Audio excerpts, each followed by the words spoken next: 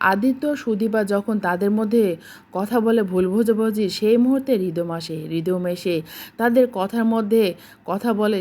সেই মুহূর্তে আদিত্য আরও রেগে যায়। তখন সেখানে একটা নার্স আসে। নার্স এসে বলে আপনার প্রেশারটা একটু চেক আপ করবো। তো সুদীপা তখন বলে আপনার কি হয়েছে? তখন হৃদম এসে বলে যে একটা পুলিশ অফিসার কি একটা ডক্টরের বাসায় রাতে এসে হামলা করতে পারে বলে সেখান থেকে আদিত্য চলে যায়।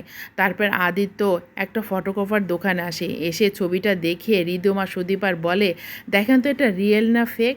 তখন লোকটা বলে যে আমি এটা চেক করে দেখছি। এইদিকে অগ্র পরমার ঘরে আসে। পরমা তখন অগ্রকে দেখে বলে আপনি কি মনে হচ্ছে এখনও আমি নাটক করছি? তখন অগ্র বলে কি জানি। তখন পরমা বলে যদি আমি নাটকও করি তাহলে আমি আপনার এখানে আর থাকবো না। অগ্র তখন বলে আচ্ছা তাহলে থেকো না, চলে যাও। সেই সময় সুদীপা ঘরে আসে।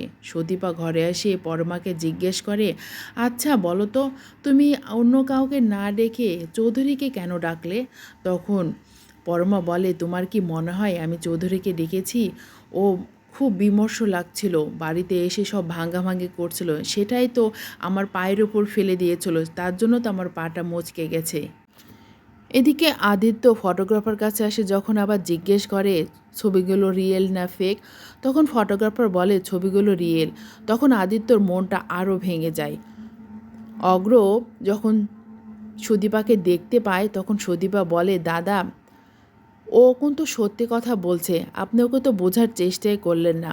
তখন অগ্র বলে ওর কথা তুই বিশ্বাস করিস না বলে সেখান থেকে অগ্র চলে যায়।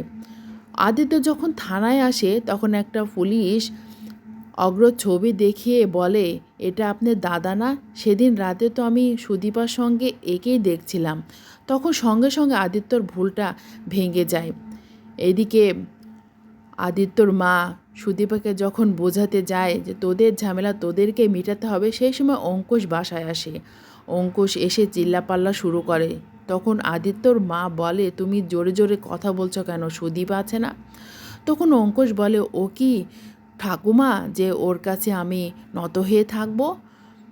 তুমি কি করছো দেখতে পাচ্ছ না? আমার জুতাটা তুমি এক্ষুনি খুলে দাও বলে জুতার দিকে ইঙ্গিত করে।